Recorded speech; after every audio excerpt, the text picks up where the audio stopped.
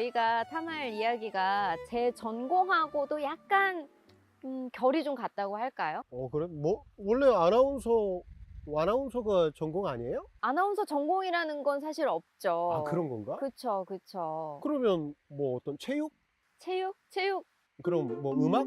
오! 비슷해요. 음악? 네네네. 음악 석주가 했어요. 음악을 했어? 아, 음악 했어요. 뭐 했어요? 뭐. 저요? 저런 거 했나? 플룻? 플루트 괜찮다. 어울린다. 아, 뭐 했는데? 아, 저는 피아노 전공을 했어요. 진짜? 네. 아니, 처음 알았어요. 세상에 피아노는 네. 어마어마한 악기인데?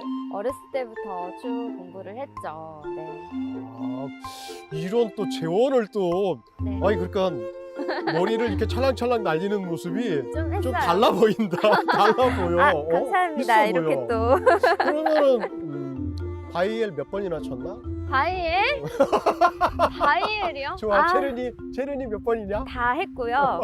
일단 전북의 발견 정읍을 탐하다 오늘 그 네 번째 시간인데요. 네 번째. 바로 오늘 탐할 정읍의 유산은 백제가요 정읍을 노래한 음악이죠. 바로 수제천에 대해서 이야기 나눠보겠습니다.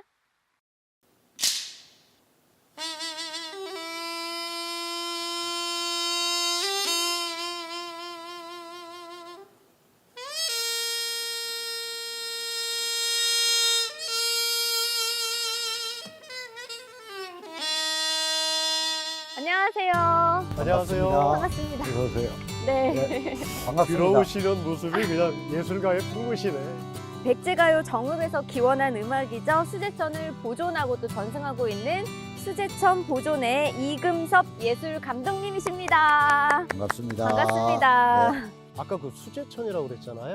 저는 그 처음에 수제천을 청어로 들었어. 그래서 뭐 수제로 만든 과일청 같은 걸 얘기를 해야 되나? 뭐 그런 생각도 들었다가 수제천 하니까 또 어디 여기 있는 그 전주천, 뭐 정읍천 이런 천 얘기를 하나. 정확하게 수제천이 뭔가요? 도시건축 하시는 김모 교수님한테 그걸 한번 자문을 구했더니 네. 그 정읍천 옆에 있나요? 수제천이? 어, 그러시더라고요. 그럴 수 와, 있겠어요. 저 같은 사람이 많다니까요. 네. 예. 그래서 이제 수제천이라고 하는 것은 정확한 명칭은 수제천지곡이라는 명칭인데 수가 한자로 그러면 목숨수. 목숨수. 목숨수자, 이을제, 하늘천. 굉장히 그 나라의 무슨 안녕, 번영 뭐 이런 그러니까 뭔가 거하고 연관이 그렇습니다. 많군요. 아유, 장엄해, 많습니다. 웅장하고 예, 예, 아니 예. 정말 현재에도 정말 아주 중요하게 또 이 음악이 쓰이고 있다고 해요. 오, 국가 중요 그렇죠, 행사 그렇죠. 때도 맞습니다. 연주가 된다고 어이, 들었거든요. 아까 제가 언뜻 들으니까 음악을 전공하신 네. 게 맞네요. 네. 맞습니다. 자세 봐라, 자세. 아우, 정말 가증스럽다, 가증스러워. 아, 오늘 진짜. 나의 날이로구나. 특히 박정희 정권, 전두환 정권 그 이후로도 김대중 정권까지도 청와대 만찬이나 네. 국빈 행사를 할 때는 이 수제천 음악으로 꼭 문을 열었습니다. 아, 그렇습니다. 예. 근데 요 근래는 이제 그런 것들이 조금 사라져서 안타까울 뿐이죠. 근데 정말 우리나라 전통 음악 가운데서도 가장 품격이 있는 음악 하면 이제 수제천이라고 맞습니다. 말할 수 있겠네요. 예, 그렇습니다. 지난 시간에 저희가 그 백제가요 정읍에 대해서 이야기할 때 애달픈 그 한 여인의 그 이야기를 담은 음악이었잖아요. 예. 근데 참 어떻게 하다가 이 사랑을 노래한 가요가 음. 궁중 음악으로까지 어떻게 발전할 수 있었고 그 계기가 있었는지. 저희들이 의구심으로 품고 있었던 점을 지금 말씀하신 그대로예요. 이 정읍 지역을 위시로 한 이 백제에서 제목만 전하는 가요가 한 5수 정도 돼요. 네. 예를 들면 뭐 정읍사, 또 여기 고창에 있는 선운상가, 광등상가, 광장상가 이런 것들은 제목만 전하고 거의 오로지 이 정읍사만 고려 사회로 그대로 귀속이 됐는데 왜 그랬을까가 이제 가장 의문인 거예요. 정확한 거는 아직 규명을 못했고 다만 한 가지 후백제의 견훤이라고 들어보셨죠? 견훤왕. 예. 들어봤죠. 예. 그 정도는 들어보고 살았습니다. 선생님. 그렇죠. 그 견훤왕이 아들 신검에 신검. 의해서 금산사에 유배가 돼요. 그렇죠. 예. 그렇죠. 역사적으로 그렇죠. 예. 유배가 됐는데 그럼 금산사에서 그 유배된 견훤왕을 누가 빼냈을까? 지키고 있었을 텐데 그게 이제 하나의 단초가 될 것 같아요. 그러면 그 빼낸 세력들은 분명히 나라를 좀 길게 보고 나라다운 나라를 생각했을 것이다. 그렇잖아요. 견훤이 신검에게, 장자인 신검에게 왕위를 물려줄 생각을 안 하고 그래도 똑똑한 금강 네 번째 아들한테 이걸 물려주려고 하니까 신검이 열받아서 그렇게 자기 아버지를 선왕을 유폐시켜 버린 건데, 바로 그 전에 정읍에서 또 나라다운 나라를 이렇게 생각했던 학자가 계세요. 12세인가쯤에 당나라 유학을 간 신라의 최치원, 고은 최치원 선생이 그때 당나라에서 공부를 하고 본인은 무슨 역할을 할 줄 알고 신라로 다시 돌아왔어. 근데 이미 신라는 망해가는 시기에 당나라에서 빈국과의 급제까지 한 양반이 와서 보니까 할 자리가 없는 거예요. 결국은 정읍에 이쪽 대산군이라고 하는 데가 지금 태인인데 태수로 오게 돼요. 발령을 받아서 와서 보니까 얼마나 원통했겠어요. 본인은 경주에서 여기는 정말 최고의 먼 귀향지 아니겠어요? 그렇죠. 그렇죠. 예. 이 지역에 와서 울분을 토래하면서 후학들을 가르쳐요. 그 후학들이 가장 크게 생각했던 게 나라다운 나라, 곧 시무책이었을 것이다. 그러니까 나라다운 나라를 배웠던 고은 선생으로부터 이 세력이 금산사에 유배된 견훤을 빼내서 개성까지, 개경까지 올라갔을 것이다. 그래서 고려 왕건과 이렇게 뭐가 뜻이 맞아서 장수들을 이끌고 내려오는데, 그런 것을 유추해 본다면 분명히 견훤 세력들이 견훤을 빼냈던 이 세력들, 곧 고은 선생에게 가르침을 받았던 세력들이 고려 왕실의 기틀을 마련하는 데 역할을 했을 것이다. 그러니까 이 정읍 지역에서 행해졌던 노래를 왕실에서 그대로 썼지 아무것도 아닌 상태에서 그렇게 왕실에서 쓸 수는 없었을 것이다. 근데 감독님, 그 예. 공명이 정읍이잖아요? 예, 예. 정읍인데 왜 수제천으로 불리고 있는 걸까요? 아주 좋은 괜찮았죠? 질문이십니다. 좋습니다. 괜찮았답니다. 예. 그러니까 이제 그때는 어떤 가요 이런 것들이 제목이 정해지질 않았잖아요. 이 지역에서 불려지면 그냥 정읍곡이고, 고창 선운산 근방에서는 선운산 가고, 또 경주에서 불려졌으면 그때 경주의 지명이 동경인데 동경 가고, 목주 가고 뭐 이랬던 거예요. 지역에서 불려졌던 이름을 제목으로 썼죠. 그래서 이제 그것이 조선 시대를 거치면서 그대로 조선 왕조를 왜 역성혁명이라고 하잖아요. 성만 바뀌고 왕조가 직제나 모든 것들이 그대로 이어지잖아요. 그렇죠. 그래서 고려 때 이런 음악이나 뭐 행사에 쓰였던 절차, 의식들이 그대로 조선 시대로 이어져요. 그러면서 순조 때 이 순조 왕의 아들 장자 효명세자예요. 이 효명세자가 천재인데 대리청정을 하면서 아버지와 또 조선 왕조의 안녕과 무궁을 기원하는 그런 뜻으로 정읍곡을 조금 발전시켜서 기악화해서 만든 곡이에요. 그래서 그 전에는 정읍곡이었는데 이것이 마치 정식 명칭처럼, 네. 더구나 이제 그 뒤에 바로 일제 강점기가 있었잖아요. 일제 강점기 때는 조선의 역사를, 우리 역사를 부정하는 시기였기 때문에 잘 된 거지. 오히려 이런 그 정읍곡의 정통성보다는 그냥 왕조 지들끼리 어떻게 하는 그런 음악이야 해서 수제천이라는 아명이 정식 명칭처럼 굳어지는 그런 시기 과정을 거쳐버린 겁니다. 들어봤어요? 저는 완곡을 다 들어보지는 못한 것 같아요. 사실 이제 준비하면서 조금 찾아보기는 했습니다만. 음악의 정수다, 우리 음악의 정수다라는 얘기까지는 제가 알고 있는데 한번 들어보도록 할까요? 네.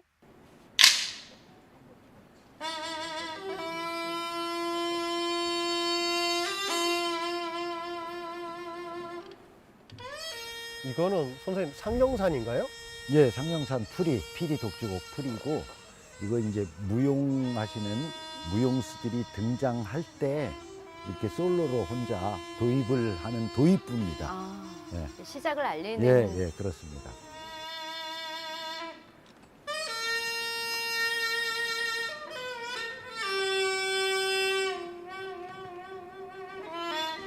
PD가 인간이 낼 수 있는 음성에 가장 가까워서 PD가 주로 이렇게 이 오케스트라의 리더가 되고 그러더라고요. 보니까. 그렇습니다. 그 악기도 그 심성을 따라가나 그렇죠, 봐요. 그렇죠. 국악곡 중에 PD가 주선율을 담당을 해요. 그래서 나머지 악기들은 이제 PD가 이끄는 대로 쭉 같이 따라가는 거죠. 거군요. 예. 그래서 주선율의 가장 큰 담당 악기가 PD입니다.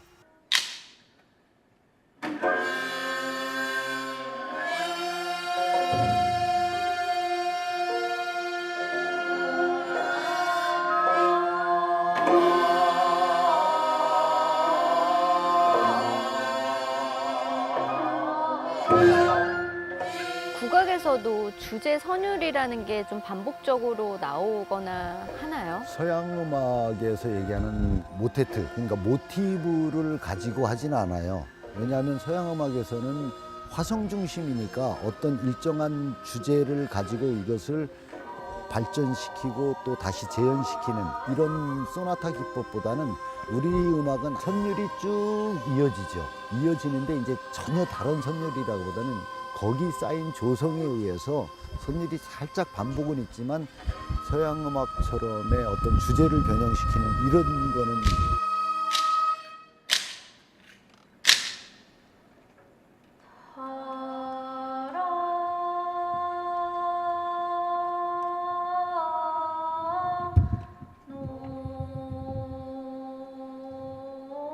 노래를 하네요. 예. 지금 달아 높이곰 들리시죠?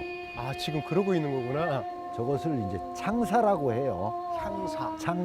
창을 한다고 해서 이제 사는 어떤 가사 할 때 사거든요. 그러니까 달아 높이곰 도다샤를 노래를 하는 거예요. 그거에 대해서 춤을 추겠다 하는 내용입니다.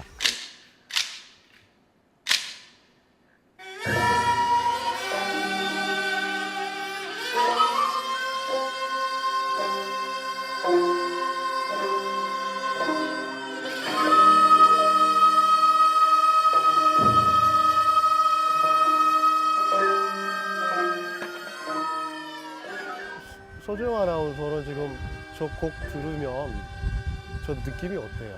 그냥 저는 일단 마음이 그냥 편안한데요. 그렇죠. 네. 우리 음악을 들으면 그런 생각이 들어요. 아, 정말 평안하다. 그리고 그 아까 외국에서도 그런 반응들이 있었다고 했잖아요. 끊어질 듯 끊어지지 않는. 그러니까 자꾸 그 소리들을 제가 찾아서 자꾸 따라가게 되는 그런 묘한 매력이 있네요. 그래서 이제 저 음악은 지금 저기에서 주는 주로 무용을 반주해서 음악도 살고 아까 창사 노래하는 그런 부분들에서 악가무 일체가 된 그런 장르의 통합 예술입니다. 그 천을 이렇게 돌리고 하는 것들이 약간 이렇게 벽사의 형태도 가지고 있는 건가요? 그러니까 이제 우리 저 긴 손에 끼는 것을 우리 무용에서는 한삼이라고 해요. 한삼자락 휘날리고 뭐 하듯이 그 한삼을 치는 것은 처용무에서는 벽사의 기능이 있고 우리 궁중 정제에서는 어떤 동작의 선을 보여주기 위해서 선의 연장인 거지. 내 팔의 연장. 그것을 보여주기 위한 동작인 겁니다.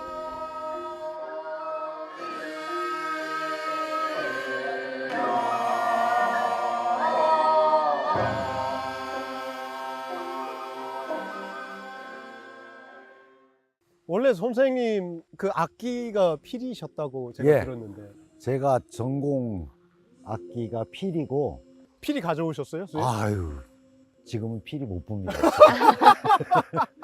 손놓은 지가 한 30년 좀 지난 것 같아요. 그렇게 되셨어요? 제가 부산 시립국악관현악단에 재직원으로 재직을 하다가 그 뒤에는 뭐 인도에 가서 인도 예술 철학을 좀 공부한다고 했고 프랑스에 가서는 이제 서양 음악을 좀 공부한다고 지휘와 작곡을 공부하고 우리 선생님 하고 싶은 걸 다 하셨군요, 그냥. 저는 하고 싶은 대로 하고 살았는데 또 저를 보좌해 주는 근데 집안에서 아우 집안에서 이제 우리 선생님을 뵐 때 이렇게 보겠네요. 아우, 아우 이렇게 왜 어떻게 와보셨어요 우리 집에? 저희 집안도 좀 비슷한 경향이 있습니다. 아, 이 수제천 음악을 이제 처음부터 이렇게 들어봤을 때는 잘 모르지만 그래도 듣고 있노라면 굉장히 좀 오묘한 느낌이 들거든요. 말씀하신 대로 이제 피리 악기 소리도 들리고요. 어떻게 악기가 이렇게 좀 편성이 되어 있는지 좀 소개를 해주신다면요. 수제천이라고 하는 것은 정읍곡을 살짝 변형을 시켜서 한 변주곡이라고 볼 수 있겠죠. 그래서 정식 명칭은 원래 악악기에 보면은 정읍이라고만 돼 있어요. 네. 이 정읍. 지역명, 예, 도시명. 이것을 문학계에서 사자를 붙여서 정읍사가 된 아. 것이고, 우리도 문학계에서 사를 붙인 것처럼 여기에 정읍곡을 붙이자.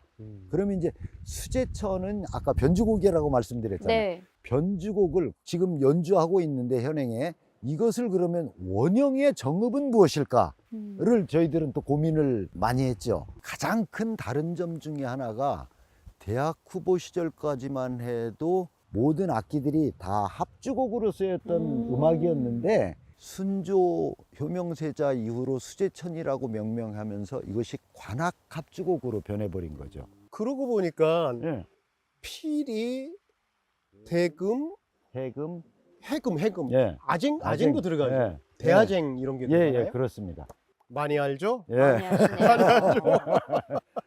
지금 현행 수제천은 소금, 소금. 예, 그 다음에 제일 높은 음역대인 소금, 대금, 피리, 해금, 아쟁, 장구, 북.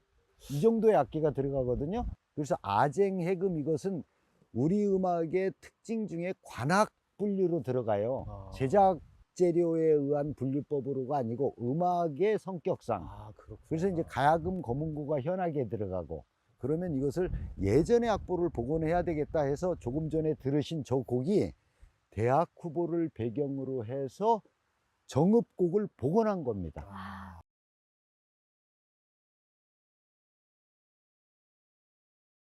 항상 신기하게 생각했던 게 그 앞에서 피리가 시작하고 뒤에 대금과 저기 그 소금 이게 네. 같잖아요. 그 소리를 해금이라. 돌림 노래도 아닌데 이걸 네, 같잖아요. 그것을 이제 국악에서는 연음 형식이라고 해요. 이을연자, 소리음자, 아. 주선율을 아낀 피리가 선율을 쭉 연주하다가 쉬면 그 나머지 공백을 대금, 피리, 해금, 아쟁 이런 악기군들이 이어서 연주한다고 해서 이것을 연음 형식이라고 연음 합니다. 형식 하나 네. 더 배웠네요. 예. 또.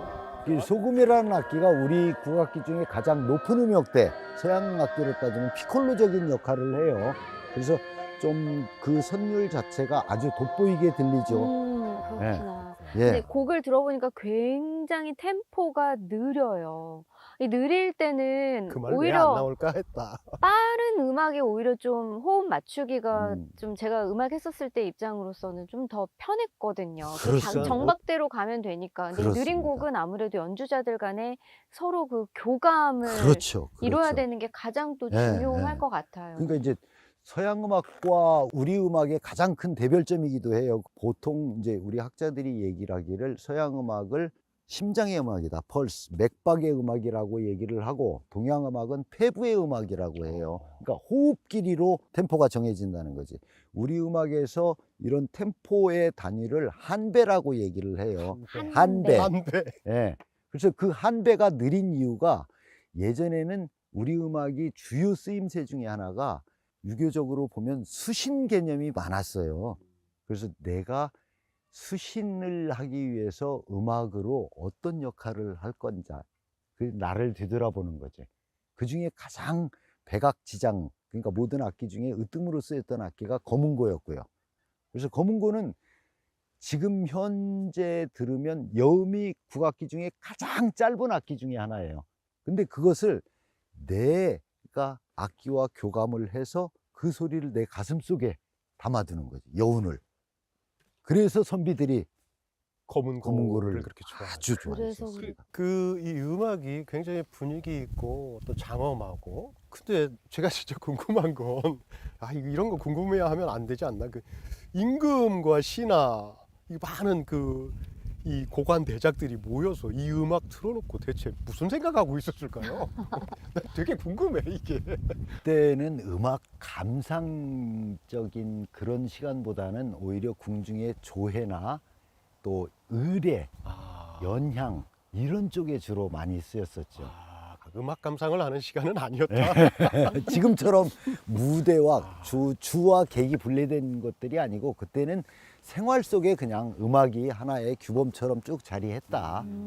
궁중에서 행해지던 무용을 정제라고 해요. 네, 예. 정제의 기본적으로 틀은 고려 예종 때 들어와요. 그게 이제 1100년도경인데 그쯤에 송나라에서 들어오면서 궁중의 그런 의식을 송나라, 당나라 때 만들어진 그 규범대로 의식도 하고 춤도 들어오고 음악도 들어오고 하는데 그 무용을 당학정제라고 하고 당학정제가 만들어지는 걸 보고 100여 년 뒤에 우리도 뭐 정제를 하나 만들자 해서 만들었던 것이 향학정제 무고예요. 그 반주했던 음악이 정읍곡이었고 그래서 쭉 이어져 왔던 겁니다.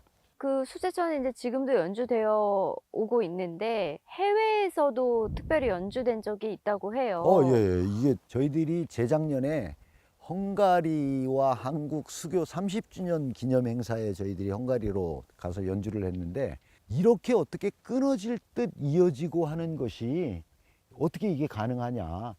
우리 서양 음악에서는 가능치 않은데 그래도 헝가리 하면 리스트의 고향 아닙니까? 그렇습니다. 네. 그 리스트의 고향에서 우리 수제천을 연주했을 때 그분들이 그렇게 꼭 물어보더라고요. 그래서 한국 음악의 특징 중에 하나가 선으로 이어졌다면 이 선이 끊어지지 않는 선이다.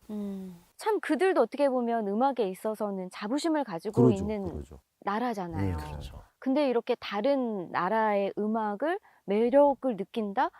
이게 참 뭘 건드려 줬길래 그러는 건지 뭐라고 생각하시나요? 그러니까 이제 서양 음악은 정확한 절주가 있잖아요. 템포에 의해서. 근데 우리 음악이 이렇게 느린 것은 연주하기가 더 힘들다고. 그렇죠. 근데 이건 연주자들끼리의 교감이 이루어지지 않으면 템포를 누가 앞에 지휘자가 있는 것도 아니고. 그렇죠. 예. 그래서 교감이 첫 번째 이루어져야 음악이 완성이 됩니다. 그러니까 처음 시작만 이걸로 했던 것 같아요. 예, 박으로. 이게 박이죠? 예. 쫙. 예, 한 한 번 번. 딱 치고. 예, 한 끝날 번 때 치죠. 세 번 치고. 끝날 땐 세 번입니다. 예, 네. 예, 그렇습니다.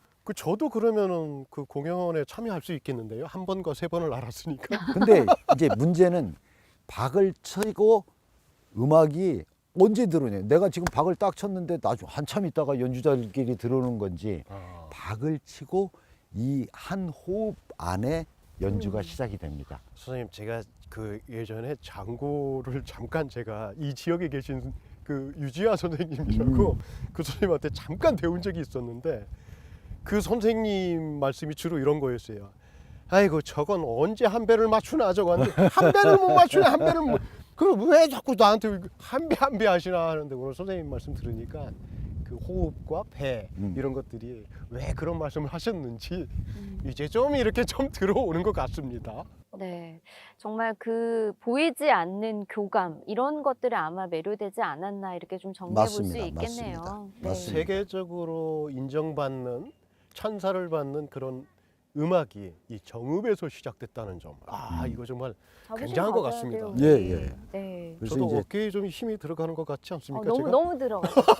알겠습니다. 좀 빼도록 하겠습니다. 근데 또 이야기를 나누다 보니까 감독님께서는 언제 처음 이렇게 수제천을 접하게 되신 건지. 고등학교 때. 고등학교 때. 네. 그러면은 그때 당시에 선생님이 피리를 전공하고 그렇습니다. 계셨을 때 연주를 할 때죠. 연주를 할 때 예. 기분이 어떠셨어요? 그때? 첫째는 이제 고등학생들이 보통 느끼는 거지만 곡이 느리잖아요. 그렇죠. 그러니까 호흡을 맞추기가 어려워요. 그때는 뭐 한창 성장기고 막 활기 넘칠 때인데 쭉 앉아서 천천히 이렇게 하는 연주가 쉽지는 않았고, 근데 이제 이런 생활이 쭉 이어지다 보니까 자주 연주되고 그것이 자동적으로 몸에 이렇게 체득이 되더라고요.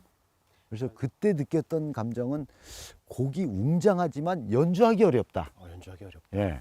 정진하지 않고서는 범접하기 힘든 그런 그렇습니다. 곡인 거죠. 그렇습니다. 정말 말씀을 듣고 보니까 그냥 그저 좋아하는 거에만 그치지 않고 정말 그 본래 본디 것을 찾아서 그걸 또 발전시키고자 하는 그런 노력을 기울이시고 있는 것 같아서 참 멋지시다라는 생각을 하게 되네요. 인도는 몇 년 동안 가 계셨었어요? 4년 몇 개월인데 근 5년 가까이 살다 왔습니다. 제가 인도를 택한 이유가 인도 음악 자체가 가장 독창적으로 고유성으로 또 현대성으로 지속시키고 있는 나라예요, 인도가. 중국은 문화혁명 이후로 전통음악이 거의 사라졌고, 그래서 제 나라의 민족음악을 가장 넓게 폭넓게 사용하고 있는 나라가 어딜까를 찾아보니까 인도더라고요. 그래서 인도에서는 베토벤 몰라도 인도 음악가는 압니다. 그게 좋은 거예요. 진짜 좋은 거예요. 깜짝 놀랐습니다. 이금석 감독님께서 피리를 하셨다고 그랬잖아요. 예. 근데 인도 하니까 제가 이렇게 생각나는 그림이 혹시 그 그거 저기 그 모자에 코브라가 이렇게 올라오는데 뾰라라라라 이게 맞나요? 이게 인도 맞죠? 예, 예, 예.